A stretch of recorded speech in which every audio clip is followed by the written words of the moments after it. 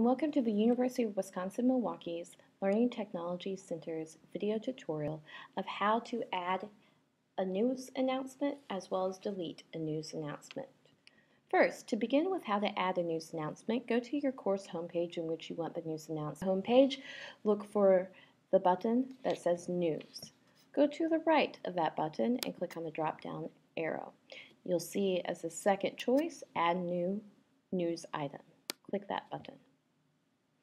Once you have clicked that button and you're in the page that says New Item, you want to fill in the appropriate information. So for headline, I might want to introduce myself to my class. In content, I'm going to write the message that I want my students to see.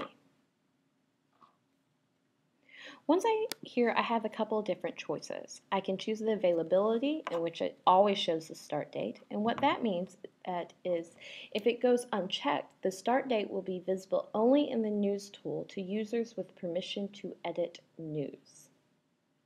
Okay, so I probably want to check that box so that it always shows and it's the start date.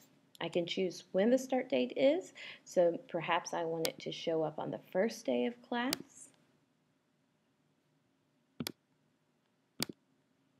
And I can also choose when I want that news item to be removed.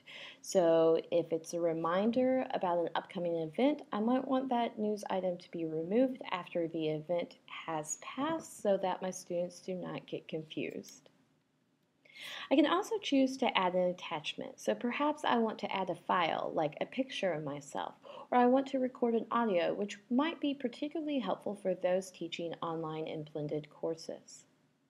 I can also attach existing conditions or create conditions. And what this means is that I might want my students to see my news announcements after reading my syllabus, or perhaps I want them to see a news announcement after completing a particular quiz. So maybe I want my students to understand some of the content that I know is going to be particularly difficult on an upcoming exam, but I don't want them to have that information before completing their quiz. And so I would use the additional release conditions at that moment. Once I have chosen these options, I then can click Schedule or Save as a Draft. Okay, if I click Save as a Draft, it means that I am going to just save it, in which I can come back and edit it later, but it won't be visible to my students until I hit Schedule, or it might appear as Publish. Once I hit Schedule, then you can see since I've hit Remove News Item based on end date, I have to have a start date that cannot be after the end date. Okay, so since I said this was September 11th, then I need to be sure that my end date comes after that. However, if I uncheck this box, then at the end I can hit Schedule, and it means that that news item will always appear on my news announcements. In News, on my course homepage, there is my news announcement that I've added. Now if I choose that I want to delete this announcement, there's a couple other steps that I need to follow.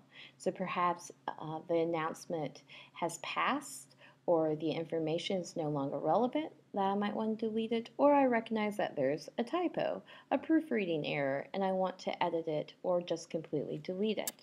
Then I can do one of two things. I can click the arrow next to the announcement and hit delete, or I can check this box and go up here by the trash can icon and hit delete.